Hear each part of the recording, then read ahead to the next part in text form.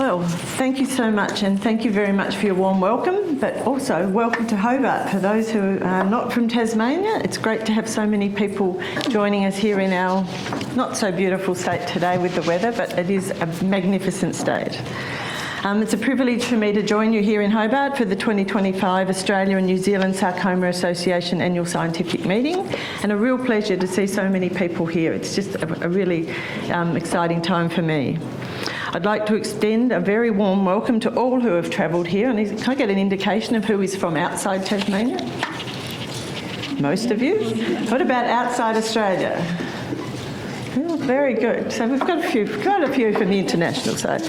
And I'd particularly like to acknowledge ANSA CEO Denise Caruso, Board Director Fiona McLean, and Professor Jason Euston for your whose expertise I know will be add great enrichment to this gathering over the weekend. I also acknowledge the many patients, families and advocates who are part of today's discussions. Your voices are vital, and your presence reminds us of why the work that we do matters. This meeting is not just a scientific conference. It's a coming together of a community united by purpose. Researchers, clinicians, allied health professionals, patients, industry and policymakers. Together, you actually embody this year's theme, United Against Sarcoma, Collaboration and Innovation. Fighting cancer is a team effort, and to fight rare cancers and sarcoma, we need our best team. Sarcomas are rare, complex and deeply challenging cancers. They represent only about 1% of adult cancers, yet their impact is immense, particularly on younger people. Sarcoma is the third most common cancer in children, adolescents and young adults. For families, the diagnosis often comes as a bolt from the blue, accompanied by uncertainty, a dizzying amount of information and a life they never thought they would live. It also comes with poor survival prospects. And I don't have to explain to those of you in this room the challenge. You better than any know that across Australia, people affected by rare and less common cancers face barriers that are profound and persistent. It is particularly significant for me that we meet here in Tasmania. As many of you know, any diagnosis for a rare cancer is difficult, but a diagnosis here in Tasmania is also a commitment to treatment, often on the mainland. For children in particular, this can mean displacement from friends, support and security just when they need it most. It is why the work that you will do here today and tomorrow as part of this conference is so important. For my part, I want to highlight some of the work that has been done through my role to place these challenges at the forefront of public debate. It is why I initiated the Senate Community Affairs Reference Committee inquiry into equitable access to diagnosis and treatment for individuals with rare and less common cancers, including neuroendocrine cancers. The resultant 2024 report laid out the challenges starkly but honestly in over 40 recommendations to government. The committee received nearly 150 submissions and heard from around 70 witnesses at 5 public hearings to ensure we had a thorough understanding of the inequities facing rare cancer patients. We highlighted that rare cancer patients experience longer diagnostic delays because symptoms are unfamiliar, diagnostic pathways are unclear, and clinical awareness is limited. Survival outcomes are significantly worse. While 5-year survival for common cancers sits about 70%, for rare cancers it is much lower. Access to clinical trials and innovative therapies is limited, yet remains the best way of establishing an evidence base for research and development of treatment. Only 8% of all cancer patients were reported to have access to a clinical trial at the time of the inquiry. Fragmentation across research, treatment centres and data collection undermines progress. Perhaps most poignantly, the report included testimony from patients and families who felt the system was not set up to support them. That is not acceptable, and it is why your work here matters so deeply. One of the most important findings is what we are here to discuss: how collaboration and innovation can change the lives of people with rare cancers like sarcoma. The committee's report made clear that if rare cancer patients are to have a fighting chance, research is the key. It recommended expanding genomic screening and molecular profiling to allow precision medicine to be standard practice, not an exception. Building national rare cancer registries and biobanks to strengthen collaboration and accelerate discovery. Increasing support for innovative clinical trial models, including adaptive trials and teletrials.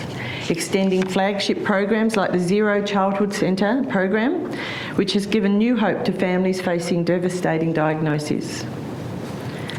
Sarcoma researchers, many of you here today, have been at the forefront of this work. The establishment and growth of ANSWER itself shows the power of collaboration. In less than 2 decades, you have created a network connecting oncologists, surgeons, pathologists, radiation specialists, scientists and patients. You have developed clinical guidelines, advanced tissue banking and built partnerships across borders. Each breakthrough in diagnosis, each new treatment pathway, each trial that opens to participation represents not just scientific progress, but hope made tangible. You have been able to achieve this by being a strong, collaborative team, but there is more to do. Behind every number is a human story. We think of young people like those diagnosed in the prime of their lives, facing not only the disease itself, but the loss of education, employment and independence. We think of parents sitting beside hospital beds, dealing with the fear of their children alongside the anxiety of finances to pay for treatment. And we think of the families travelling interstate for treatment because local expertise does not exist. Not long after I entered the Senate, Rob Hammond from Tasmania's northeast came to see me about the lack of treatment and support options available to him as someone living with neuroendocrine tumours, NETs. I'd never heard of it, I'll be honest. He watched as his sister died from NETs at 70, his brother at 68, and sadly Rob's older brother also has NETs. Rob is doing all he can do to stay well, build awareness of NETs and advocate for his family and the 500 Tasmanian NETs patients. But whenever Rob needs specialist treatment, he travels for more than 2 hours down here to Hobart with the additional hardship of being away from his support network while he receives that treatment. And when he sees a local healthcare provider, he often has to explain that what NETs is and what is needed, because while NETs is one of the more frequently seen rare cancers, there is still a lack of knowledge about it. It pains me to say that Rob is not alone in this exhausting cycle. The 2024 inquiry heard testimony from families who had spent years seeking a correct diagnosis, often being told repeatedly that symptoms, nothing to worry about.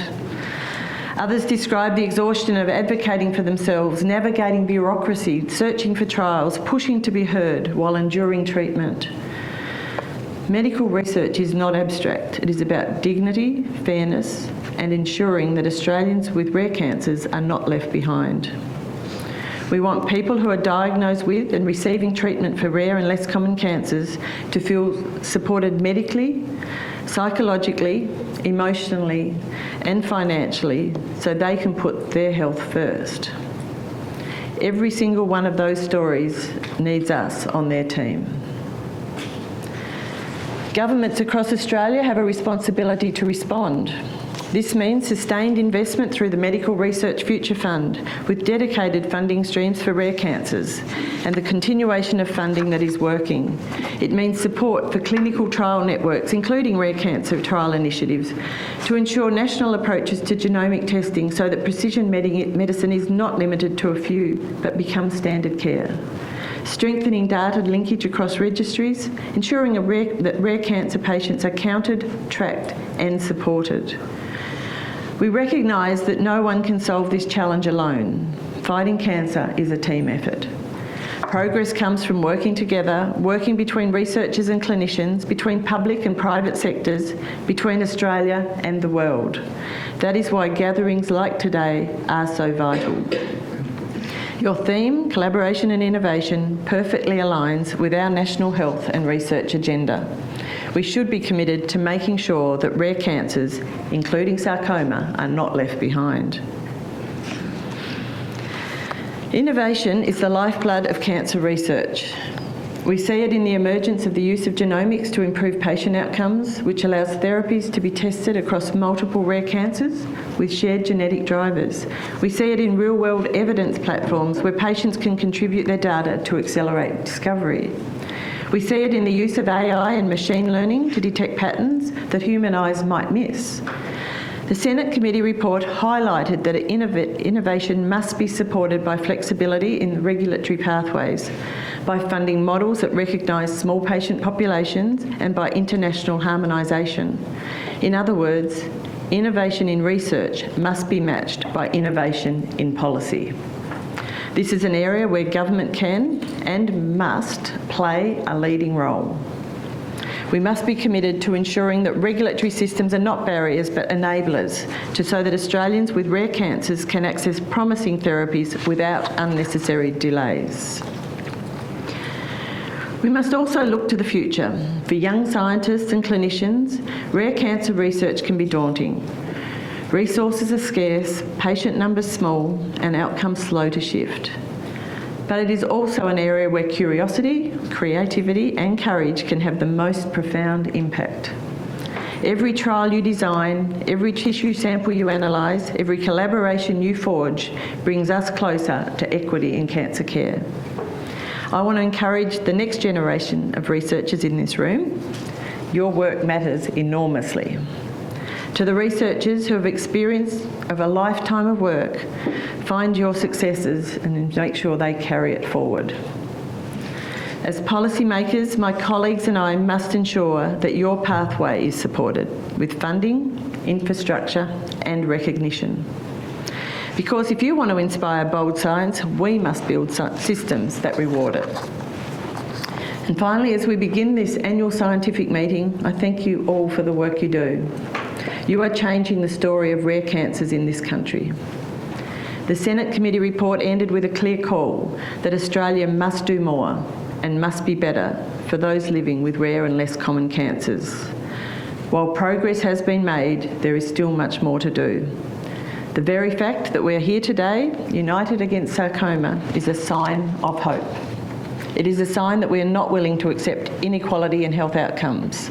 It is a sign that we believe collaboration and innovation can turn the tide.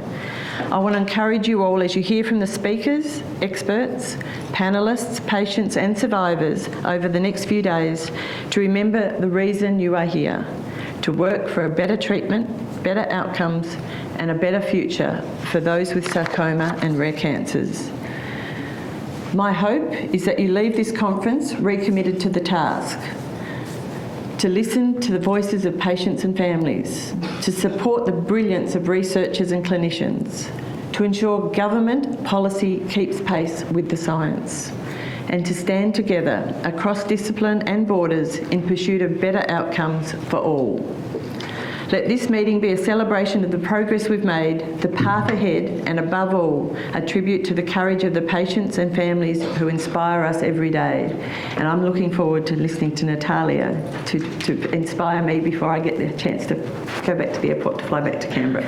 But so I'm definitely staying for Natalia's presentation, but I hope you have a wonderful couple of days as you really do work towards improving the outcomes that can be achieved. Thank you very much.